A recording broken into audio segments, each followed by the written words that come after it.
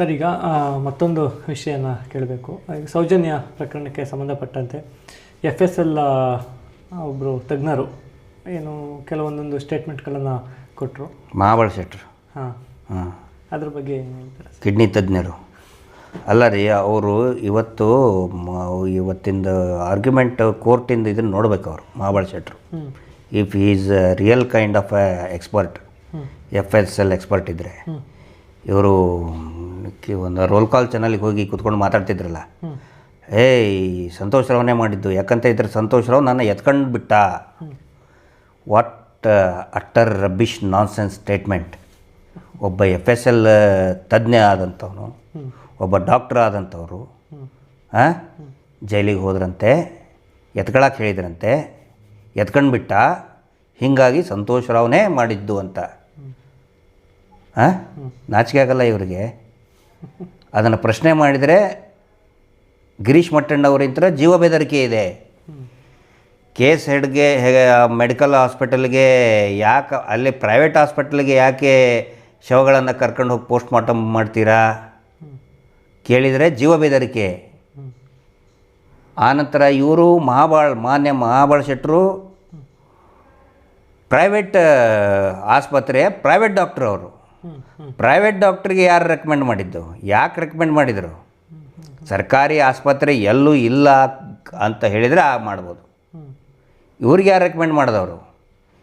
ಈ ಪ್ರಕರಣಕ್ಕೆ FSL ವರದಿ ಕೊಡೋದು ಒಬ್ಬ ಪ್ರೈವೇಟ್ FSL ಬೇಕಾ ನಿಮಗೆ? ಪ್ರೈವೇಟು ಕೂಡ ಯಾವಾಗ ಬೇಕು? ಇದರ ತಂತ್ರಜ್ಞಾನದ ಅವಶ್ಯಕತೆ ಬಿದ್ದಾಗ ಸರ್ಕಾರದಲ್ಲಿ ಇಲ್ಲದೇ ಇರತಕ್ಕಂತಹದ್ದು ಪ್ರೈವೇಟ್ ಇದರಲ್ಲಿದ್ದರೆ ಅದು ಮಾಡ್ಬೋದು. ಎಕ್ಸಿಸ್ಟಿಂಗ್ ಇದೆ ಮಂಗಳೂರಲ್ಲಿ, ಯಾಕೆ ತೊಗೊಂಡಿಲ್ಲ? ಹಾಕಿದೆ. ಇವರು ಎತ್ಕೊಂಡು ಬಿಟ್ಟಂತೆ. ಆ್ಯಕ್ಚುಲಿ FSL ರಿಪೋರ್ಟ್ ಹೆಂಗೆ ಬರ್ತದೆ ಅಂತ ಹೇಳಿದರೆ, ಪೊಲೀಸರು ಕೇಳಿದಂತಹ ಡಿಟೇಲ್ಸ್ಗೆ ಎಸ್ ಆರ್ ನೋ, ಮ್ಯಾಚ್ ಆಗುತ್ತಾ ಇಲ್ಲ, yes or no, yes match ಆಗ್ತಿದ್ದಾರೆ, ಎಸ್ ಅಥವಾ ನೋ.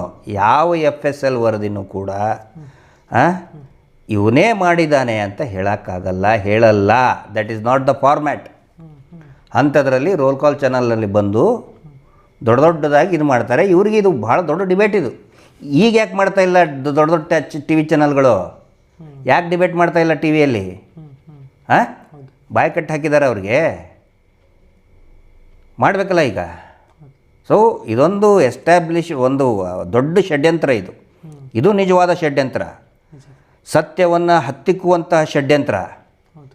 ಅಂದರೆ ನಂಬಿಡ್ತೀವ ಜನರಿಗೆ, ಅಂದರೆ ತೋರಿಸ್ಬಿಡೋದು ಏನೋ, ನೋಡಿರಿ ಇವರು FSL ತಜ್ಞರು, ಡಾಕ್ಟ್ರು, ಅಗದಿ ಹಿಂಗೆ ಇದ್ರದ್ದು ಹೋತ್ಗಡ್ಡ ಇದನ್ನು ಮಾಡಿಕೊಂಡು ಚೆಕ್ ಮಾಡಿಕೊಂಡು ಭಯಂಕರ ಸೈಂಟಿಸ್ಟ್ ಹೇಳಿಬಿಟ್ರು.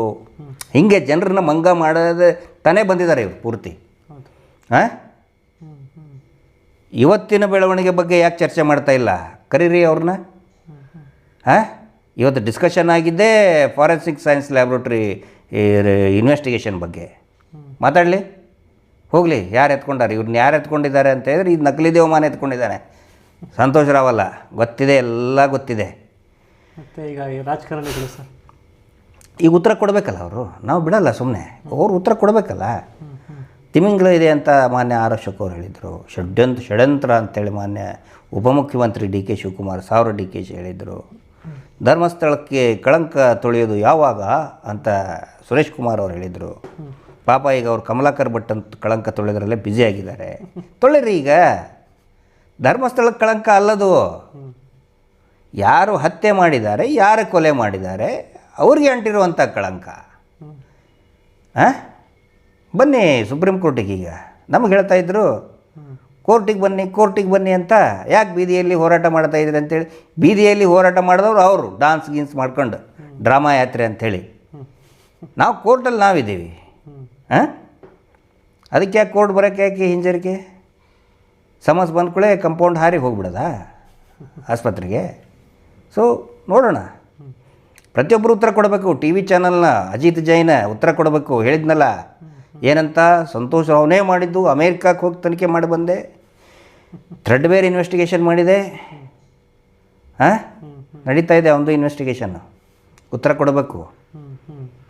ಇನ್ನು ಯಾವ್ಯಾವ ಕಿರಿಕು ಪಿರಿಕು, ಮೊನ್ನೆ ಪಬ್ಬಲ್ಲಿ ಹೊಡೆದಾಡಿ ತಲೆಗೆ ಏಟು ಬಿದ್ದು ಕುಡಿದು ಮಟ್ಟ ಮಧ್ಯಾಹ್ನ ಕುಡಿದು ಬೀಳ್ತಾವೆ ಇವೆಲ್ಲವು.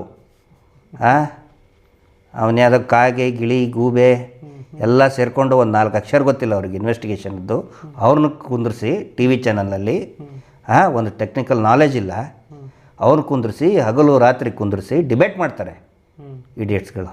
ಈಗ ಮಾತಾಡ್ರಿ, ಮಹೇಶ್ ಶೆಟ್ರಿಗೆ ಒಂದು ನೋಟಿಸ್ ಕೊಟ್ಟರೆ ಬ್ರೇಕಿಂಗ್ ನ್ಯೂಸ್ ಹಾಕ್ತೀರಿ. ಈಗ ಒಬ್ಬನಾದರೂ ಹಾಕಿದ್ನ ಟಿ ವಿ ಚಾನಲ್ ಅವನು.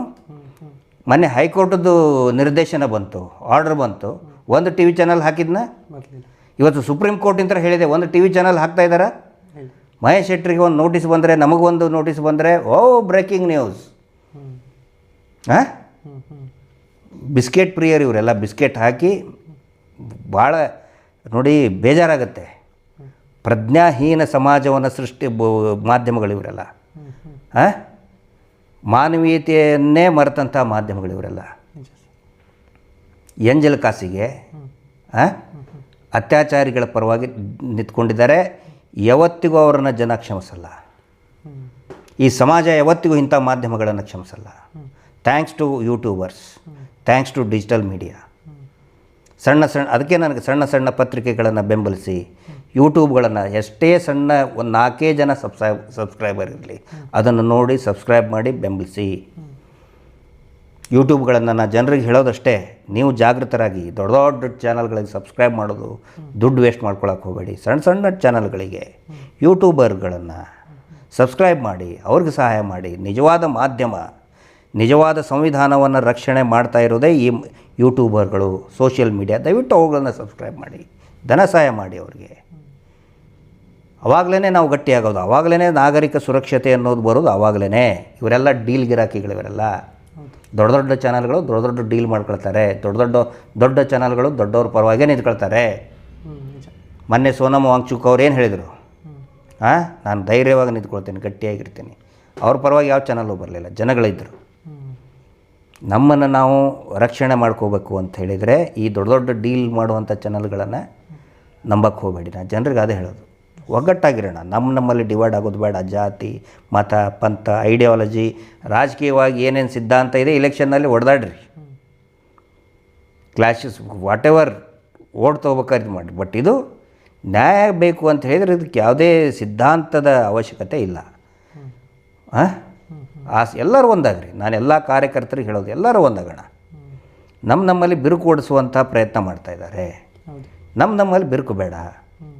ಇಡೀ ರಾಜ್ಯದ ಅಳಿವು ಉಳಿನೋ ಪ್ರಶ್ನೆ ಇದು, ಜನಸಾಮಾನ್ಯರ ಪ್ರಶ್ನೆ. ನಾಳೆ ಇದೇನಾದರೂ ನಾವು ಕೈ ಬಿಟ್ಟುಬಿಟ್ರೆ ಎಲ್ಲರೂ ಕೂಡ ಇದೇ ರೀತಿ ಸಾಮಾನ್ಯ ಮನುಷ್ಯನ ಮೇಲೆ ದಬ್ಬಾಳಿಕೆ ಮಾಡ್ತಾನೆ ಹೋಗ್ತಾರೆ. ಇವತ್ತೆಲ್ಲಿದೆ, ಎಲ್ಲಿ ನೀವು ಕೋರ್ಟಲ್ಲಿಲ್ಲ, ಪೊಲೀಸ್ ಸ್ಟೇಷನ್ ಇಲ್ಲ, ಒಂದು ಒಳ್ಳೆಯಲ್ಲಿ ನ್ಯಾಯ ಸಿಗ್ತಾ ಇಲ್ಲ. ಆಸ್ಪತ್ರೆಗೆ ಹೋದರೆ ಅಲ್ಲಿ ಇದು ಮಾಡ್ತಾಯಿದ್ದಾರೆ, ವಸೂಲಿ ಮಾಡ್ತಾಯಿದ್ದಾರೆ. ಎಲ್ಲಿ ಹೋಗಿ ಕೋರ್ಟಲ್ಲಿ ಅಲ್ಲಿ ವಸೂಲಿ ಮಾಡ್ತಾರೆ. ನಾವು ಸ್ಟ್ರಾಂಗ್ ಆಗಿರ್ಬೇಕಂತ ಹೇಳಿದರೆ ಒಗ್ಗಟ್ಟಾಗಿರ್ಬೇಕು ಇಷ್ಟೇ. ಈ ಡೀಲ್ ಮಾಸ್ಟರ್ಗಳ ಕಡೆ ನಂಬಕ್ಕೆ ಹೋಗಬೇಡಿ. ದೊಡ್ಡ ಟಿ ವಿ ಚಾನಲ್ ಹೇಳ್ತದೆ, ಅದನ್ನ ಹೇಳಿದ್ರೆ ನಂಬೋದು. So believe in small things. ನಾನು ಸಣ್ಣದರಲ್ಲಿ ನಾನು ವಿಶ್ವಾಸ ಇರ್ತದೆ. ಒಂದು ಸಣ್ಣ ಇರುವೆಗೂ ಕೂಡ ಒಂದು ದೊಡ್ಡ ರಾಕ್ಷಸನನ್ನು ಕೂಡ ಕೆಡುವಂಥ ಶಕ್ತಿ ಇರ್ತದೆ.